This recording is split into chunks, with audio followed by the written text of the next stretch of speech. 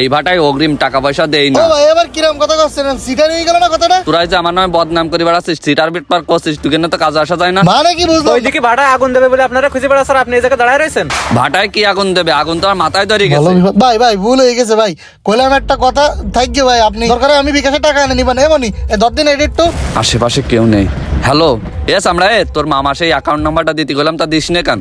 টাকা পয়সা এইভাবে কি হাতে করে নিয়ে আসা যায়? অ্যাকাউন্ট নাম্বারটা দে, আমি অ্যাকাউন্ট নাম্বারে পাঠাই দিচ্ছি। তাহলে মেসেজ করে পাঠাই দে, টাকাটা আমি এক্ষুনি যাই পাঠাই দিচ্ছি, ঠিক আছে? তারপরে আমরা তারাই আর কোনোদিনও পাইনি। ও তো এখানে আসার পরই আমার থেকে 1 লাখ টাকা নিয়ে গেল।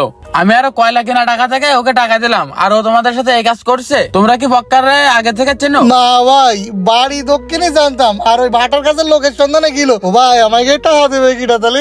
শোনো, তোমরা কাজ কাম ফেলায় রেখে যাও না। আর তোমাদের আর লোক কোথায় গেছে? তোমরা তোমাদের মতো কাজ করো, তোমাদের এই টাকা নিয়ে ভাবা লাগবে না। তোমাদের টাকা মার যাবে না, আর বক্কারকে খুঁজে বের করার ব্যবস্থা করতেছি।